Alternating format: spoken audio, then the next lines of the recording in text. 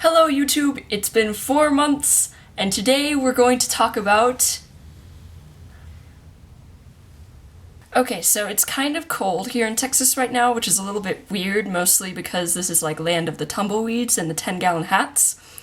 Well, actually, when I say it's a little bit cold, it's a bit of an understatement. It's really, really, really icy here in Texas, which is even weirder, mostly for the aforementioned reasons. And because it's been so icy here, and because this is the land of tumbleweeds and 10-gallon hats, and because no one knows how to drive in hazardous situations like ice and snow, I have been trapped at my house for 3 days.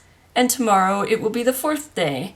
And it's supposed to rain and freeze over the weekend, so it might just be an entire week of uninterrupted snow days. Which is only annoying because I started running out of things to do at my house yesterday. I shouldn't really complain though, because this does mean that I get to spend the entire day wearing my pajamas. But there is that one horrible downside to multiple days spent cooped up in the same house as the people you constantly talk to. Cabin fever, which thank goodness I have kind of been able to fend off. I find that the symptoms of cabin fever can be ignored if you just really want them to be, if you just kind of like push them out of your head. But anyway, all of this potential for going totally stir crazy had me turning to my bookcase, which by the way you can't see right now because I'm not at my house, I'm at a friend's, for some entertainment. And even though I'd already read it, I pulled out The Hunger Games, and I thought, maybe we could talk a little bit about this. The Hunger Games is a trilogy of novels which focuses on the main character, Katniss Evergreen, and what happens to her. Spoilers, by the way, and I'll leave a synopsis in the doobly-doo for those of you who haven't read it yet. What happens to Katniss is she gets pulled into this competition of sorts that the capital of her country, Panem, holds every year.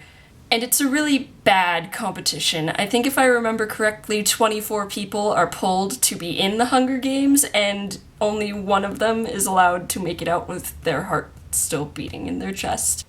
So Katniss pretty much gets sent to what's probably going to be her death, and as one can imagine, it sucks.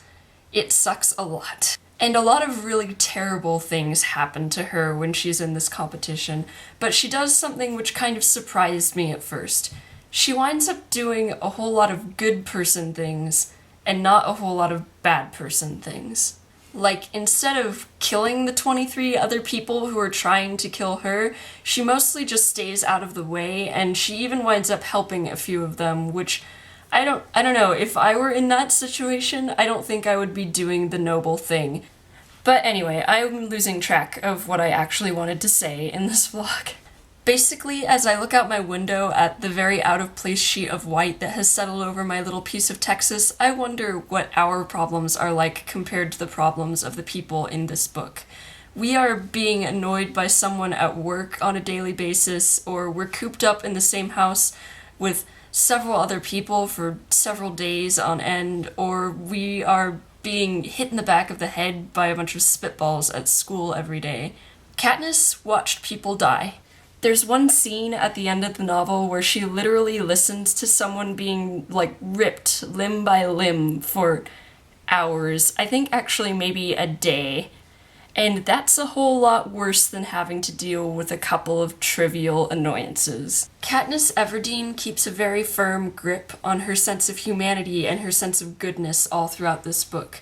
And it makes me a little bit sad, even though I'm sure that we can all agree upon the fact that remembering that everyone is a human and treating them as such is probably one of the best ways to decrease world suck.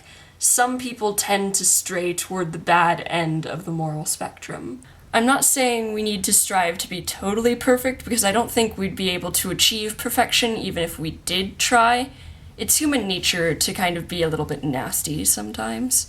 I mean, come on, we can't deny the fact that we've all made someone somewhere at some time feel bad about themselves. Which is okay. It's like a mistake, and it can be learned from, just like every other mistake. The point I'm trying to make with what's probably minutes of rambling is this. If we make an active effort to remember that everyone is a human, yes, even the kid shooting spitballs at you in class, yes, even the guy who steals your lunch at work every day and then denies it, yes, even the people you've been cooped up with because of the bad weather, If we make an active effort to remember that they're all humans, the world would suck a whole lot less. By the way, if you haven't read Hunger Games yet, where have you been? Go read it! Go read it now! I should move around and do things.